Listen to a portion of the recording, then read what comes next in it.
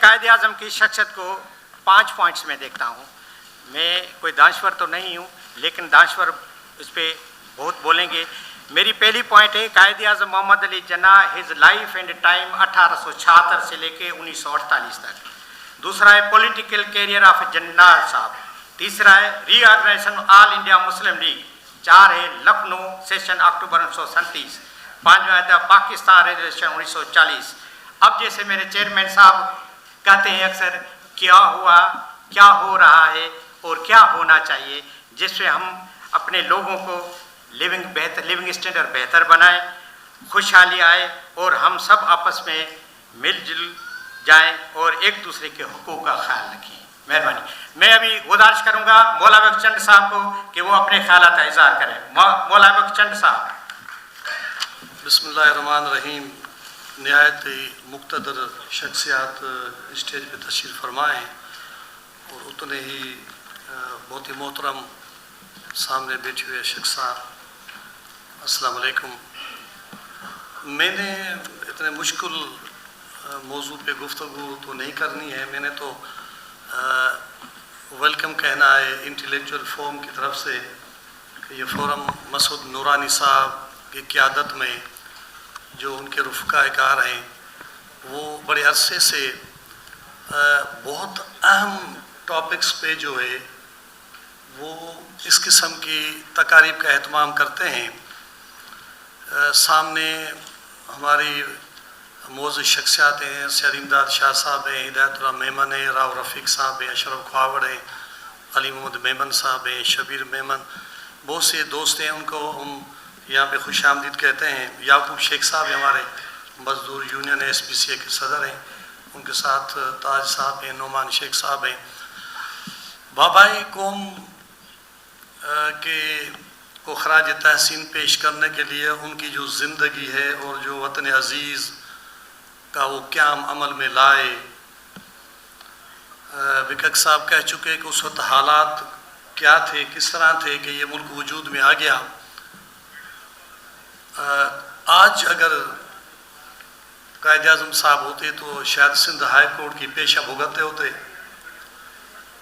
और जो सियासी उन्होंने कोई ख्वाब देखा होगा कि मेरा ये प्यारा वतन जो मैं मुसलमानों को बना के दे रहा हूँ, अगरचे करोड़ों मुसलमान वहाँ रह गए, उनको शायद ये पता था कि जो मुसलमानों के लिए जो ये मुल्क बन रहा है वहाँ किस तरह सोशल सिक्योरिटी और मुआशी तौर पर कितना मुस्तहकम पाकिस्तान होगा किसी जज्बात में आकर तारीख चली होगी।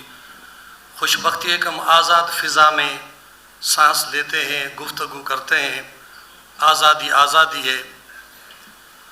बहुत से नौजवानों के जहनों में ये सवाल है कि पाकिस्तान का जो पार्टीशन हुआ, उसको जो एरिया मिला, वो क्या इंसाफ के तकाज़ों को पूरा करता था या शुरू से ही एक उजरत में उस वक्त भी फैसले किए गए और वही कोई हुक्मरानी का या कोई कुर्सी का उस वक्त भी चक्कर था कि जिसकी वजह से वहीं से ये सिलसिला एक शुरू हुआ जो आज तक मुल्क स्टेबल नहीं हो पाया। मुझे नहीं पता कि इस्लामी जमहूरियत पाकिस्तान के नाम से शुरू में ये मुल्क बना या अवामी जमहूरियत पाकिस्तान के नाम से बना। ये मैं इन मुक़्तदर शख्सियात से आज हम सीखेंगे कि कई सवाल आते हैं कि जिन्ना साहब कहाँ उन्होंने जन्म लिया और उन्होंने कहाँ से क़यादत की, वो कौन सा सूबा था जिसने सबसे पहले पाकिस्तान बनने की करारदाद पास करी, और सूबे सिंध ने जो यहाँ की बहुत बड़ी उस वक्त ऐसी शख्सियात थी कि तहरीक पाकिस्तान में बहुत बड़ा किरदार अदा किया।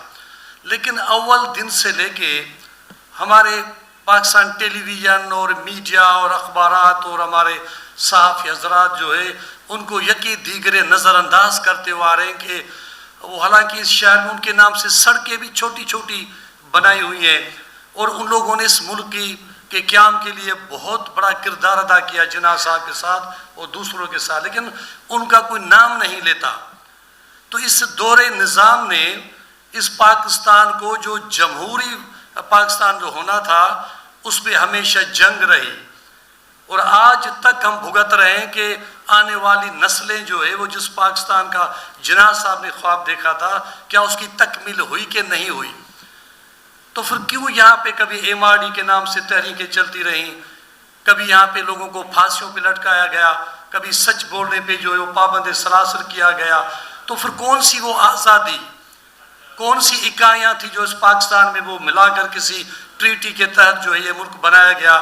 آیا وہ سارے تقاضے پورے ہوئے ہیں؟ وہ حقوق لوگوں کو ملے ہیں؟